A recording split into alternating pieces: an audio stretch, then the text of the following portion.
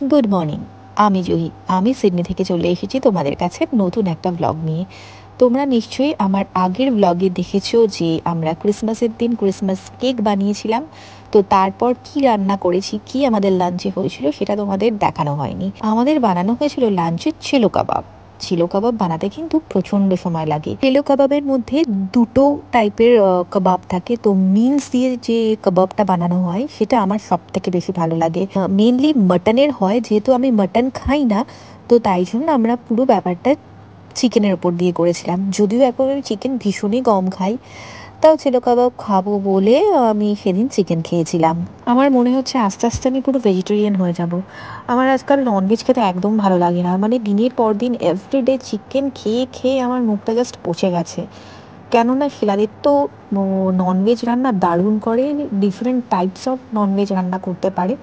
তাই ও যেহেতু আমাদের রান্নাটা করতো, আমি তো বাচ্চাদের রান্নাটা করি, তো ও আমাদের রান্নাটা করতো। তো এভরিডে ননভেজ খেয়ে খেয়ে না আমার আর ভালো লাগে না। তাই আমি এখন বলতে পারো মানে রোজই ভেজ খাচ্ছি।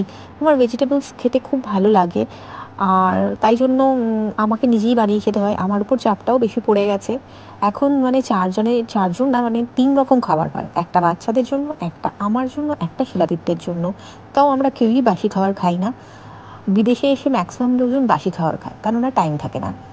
আমাদেরও টাইম নেই, কিন্তু আমরা কেউই বাসি খাবার খাবো না বলে রোজ রান্না করতে হয়। আর এত এত রান্না করতে হয়, 3 রকম রান্না, তাহলে বুঝতেই পারছো কতটা প্রেশার পড়ে।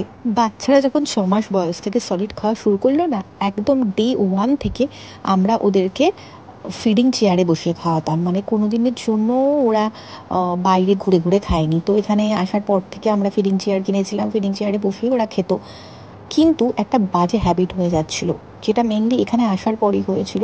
প্রচণ্ড স্ক্রিন টাইম ওদের বেশি হয়ে যাচ্ছিল।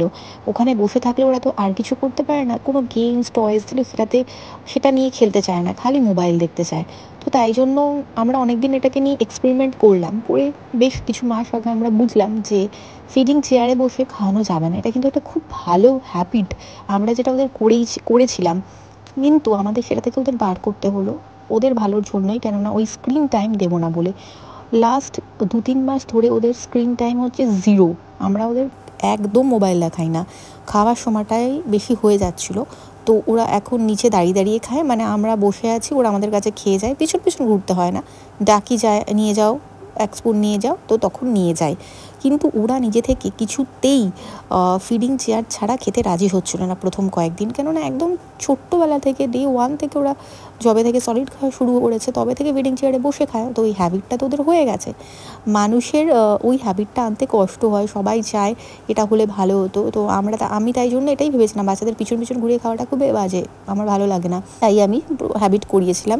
কিন্তু এখনও যদি ওদের আমি বলি ফিডিং চেয়ারে বসে খাও, খাবে, ওটা নিয়ে কোনো অসুবিধা হয় না। আর এক জায়গায় বসে থাকি, এসে খেয়ে যায়, সেটা নিয়ে কোনো অসুবিধা হচ্ছে না। কিন্তু ওদের যে স্ক্রিন টাইমটা আমি ওদের দূর করতে পেরেছি, সেটাই আমার কাছে একটা পাওনা। ওটা খুব বাজে হয়ে যাচ্ছিল।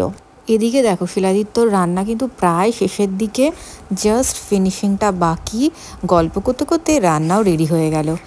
ফাইনাল দেখো লুকটা, আমাদের দুজনের জন্য দুটো প্লেটে পুরো সাজিয়ে দিয়েছে। আমি ডিমটা নিই, ডিমটা শিলাদিত্যর এক্সট্রা আছে, ওটা দিয়েই হয় প্রপারলি, কিন্তু আমি ওটাকে স্কিপ মেরে দিয়েছি।